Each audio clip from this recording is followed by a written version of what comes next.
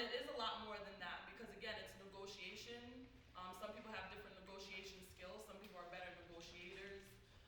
There's realtors that do become an expert, are aware of themselves and aware of what their strong points and what they do and what they don't do, right? So there are some realtors that don't work with buyers. They may only work as a listing agent, right, on residential properties. Then you have some realtors that, like myself, I like working with buyers, but also my personality may fit that, right? Whereas there's some realtors that only like working rentals, right? I don't like working rentals. So sometimes you may have general questions, but it may be aligned for another professional. So one thing as a realtor or real estate salesperson or broker, aligning yourself even with other affiliates that are in the same license field as you is good, right? I can't make all the money. And I might not even want to in the sense of, because I cannot handle maybe all of that clientele. So if somebody needs a rental, I may refer them to another agent that does that. If someone's looking in an area that I may not work, I may refer them to another agent that does that. And I think the real estate professional should just be honest with that up front when they're doing consultations with clients, because it's kind of also finding out from you, what do you want? What is your goal, right? So when I meet with a client, that's usually my first kind of question in the sense of like, what's your goal, right? If it's a first-time home buyer, is this a forever house? Are you planning on house hacking? Are you planning on staying there for 2 years and then buying another home? Because your actual goal at what you're looking for would change despite of what you can afford based on what your end goal is for actually purchasing a property. 2, then it comes into what you can afford. Sometimes that's where the hard reality comes in because what you saw on Zillow and the bells and whistles, or as Mr. Joe said, the Instagram or social media homes, it looks nice in these videos.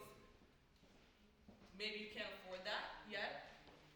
Maybe it's not all of the bells and whistles that you expected it to be when you get there, right? And sometimes your opinions change on what you actually want when you start in the process. And yes, your question. So, this is definitely a double question. I know the accountant definitely might have a little bit to say about that, but what if you can't afford a certain house, but you could finesse some numbers to afford that house? How would you work around that knowing that person can make the money, but they can't keep it on the books? Yeah, so I don't know what the finesse is going to be. Because one, even as a salesperson, I can knock on wood and say in my 15 years of sales, none of my clients have fell into foreclosure or short sales. So I wouldn't even feel necessarily comfortable. I wouldn't even necessarily feel comfortable putting you in a situation where, like next year, you're like, okay, I don't know how I'm going to afford this. And I understand because I work with a lot of business owners, and we have the very realistic conversations, like what are you actually making that might not be on paper? What does that look like? What does your lifestyle look like? If you want a $1,000 car payment, and then you tell me you want to pay $8,000 of mortgage, but I'm not seeing it on paper, you might have to get rid of that car. And this is just personal conversations in the sense of very realistically, like, what do you want your lifestyle to look like? Like, I've had some clients that be like, you know what, I'm fine with eating ramen noodles, and I want this house. If that's what you tell me that you're, as long as it fits within your scope of what we see on paper, and you're comfortable with that, that's fine. So it really comes to also creating a plan.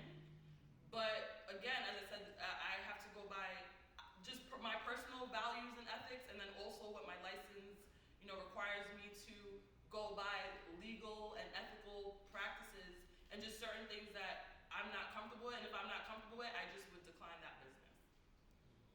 So again, it's more so, and that's where the goal comes in. If you tell me, okay, you're house hacking for 2 years, you're gonna rent out all these spaces, that's a different plan than somebody that says this is my forever home, right? Because your forever home, you have to pay that for almost forever. It seems like forever, right? So even with that, I create different strategies for people. I just had a friend of mine from college that messaged me and said, oh, you taught me a hack, and it actually worked. And even just like different strategies, how can you pay down your mortgage early? That one extra payment doesn't sound a lot, but it actually works. So again, it's also checking in with the person over time and, okay, what's going on now? Are you making extra income? Can you pay extra? I have some people that's only in the house for like a few years and they're already like, I want another house. And I'm like, what's wrong with this house? Oh, well, I want to do this, or I want to do this. And again, it's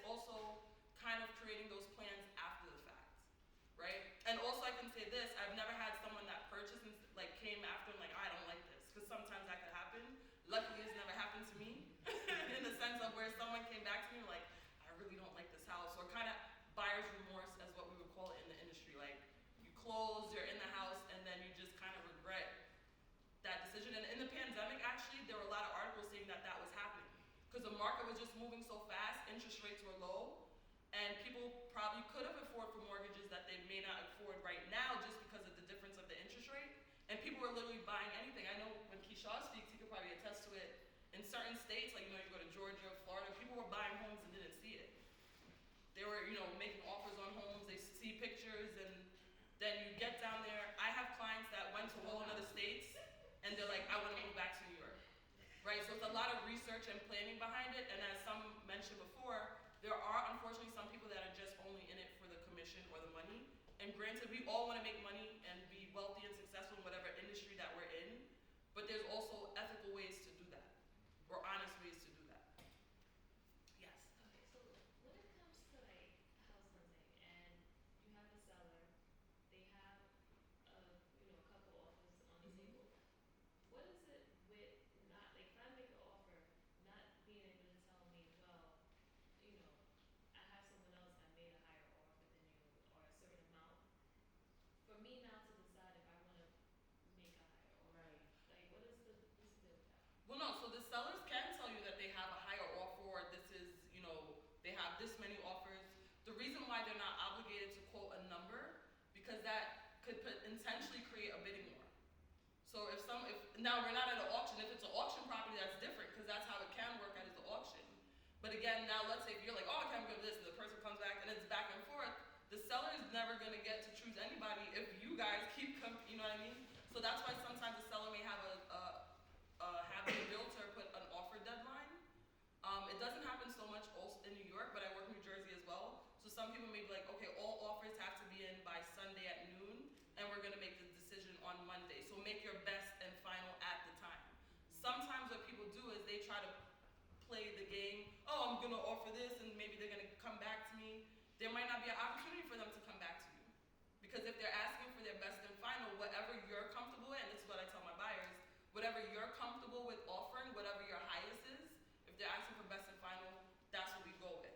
And I have those conversations before making the offer, because a buyer will be like, well, I'm offering only 500, and it's okay if they don't accept it, we'll continue looking, right? So some people also, as a buyer, are not interested in the back and forth. They set their comfortable number, and I actually do this with the banker, so often I send the numbers to the banker before you make the offer, so we can go over the monthly payment, and we do that kind of very swiftly.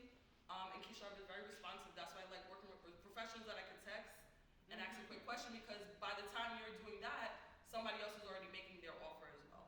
So I always go over the numbers, because what you get in the pre-approval and what you want to pay monthly may not align. You may be approved for a $650, but what you want to pay is something on maybe $500. So when people get to making the offer part and then they see the monthly payment, and this happens a lot, that's too much. And then they start cutting, oh, maybe I'm going to get cheap insurance now, or something else where they can try to cut costs.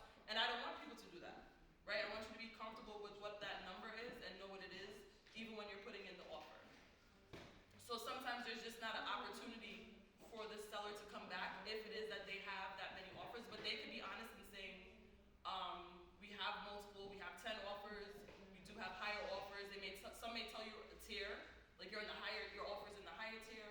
There are some sellers and realtors that will disclose a number. They don't have to, but some of them will, and will ask you if you would come in that range. So sometimes like people might email either the seller or like how does that actually happen where you get like where you have access to be able to email them, thank them for the show or whatever, and somehow interested you want to. How does that happen as a realtor? No, but like so I would talk to you like if you were my realtor, I would talk to you and then you would send over something. Yes, to the other party. Oh. If it's the seller, if they're not represented by the realtor, it would be going to them directly. But most sellers usually would hire a realtor, so it'll go directly to them. This is actually something good that you asked. I'll piggyback off this. Some people also think they're getting a good deal going through the listing agent. Now, the listing agent's primary focus is working with the listing agent. Working with the seller, right? Because the seller hired them to sell the property. They have to work in best interest with the seller first. While it is allowed that you can work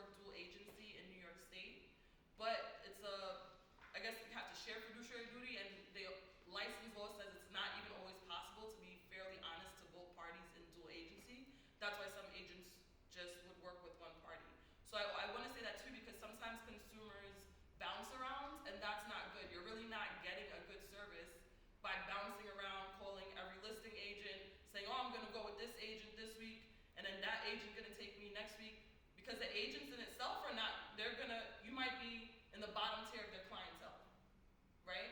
An agent is gonna give more preference, or a salesperson is gonna give more preference to the client that gives them their undivided, like, yes, I am working with you on the search. Now, if it is that you reach a point where, okay, maybe you want to switch professionals, that's just an honest conversation. You know, maybe you tried with one realtor for a particular time.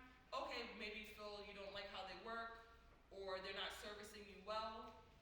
You can say, okay, I want to try someone else. But you could at least have that conversation with them, because there's also, sometimes consumers tie up the realtors, and they're not realizing that.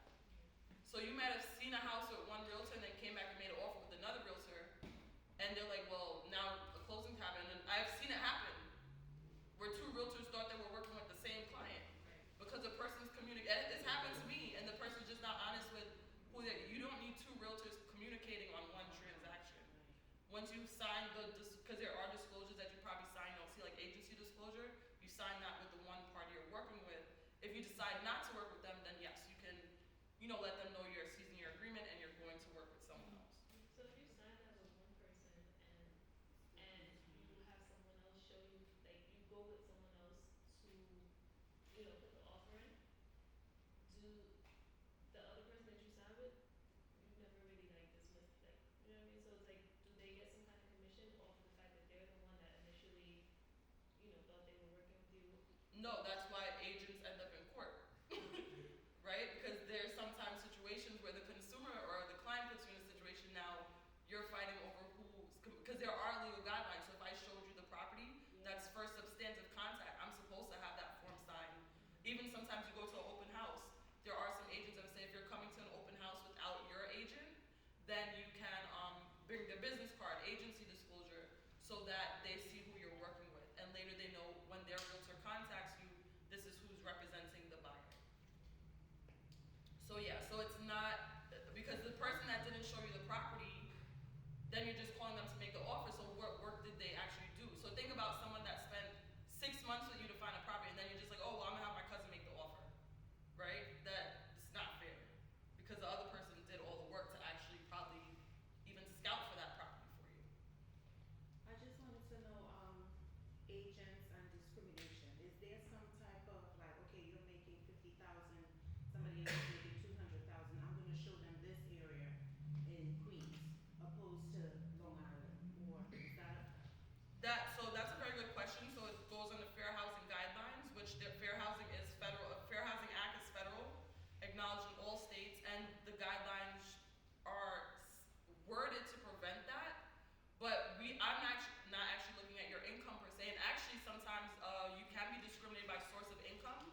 Like, so as long as you come with a pre-approval proof of funds, or if it's cash, let's just say if it's in a bank account, insurance account, that's your proof of funds, right? Sometimes they may ask, okay, where's your down payment? Obviously they may want to see a bank account, that's fine. If your proof is $650, I'm showing you houses for $650. I don't care if it's in Brownsville, I don't care if it's in Freeport, if you tell me you want to go to Woodbury, wherever, I'm sticking to your price range. That's what I'm sticking to, right? It's you to tell me, okay, I don't want an attached home, or I'm fine with a 2-bedroom home. And again, it comes with the planning. So personally, I don't work that way. Unfortunately, yes, if you look at like reports or even the documentary that came out about things that were going on Long Island, it still happens. Yes. And it's assuming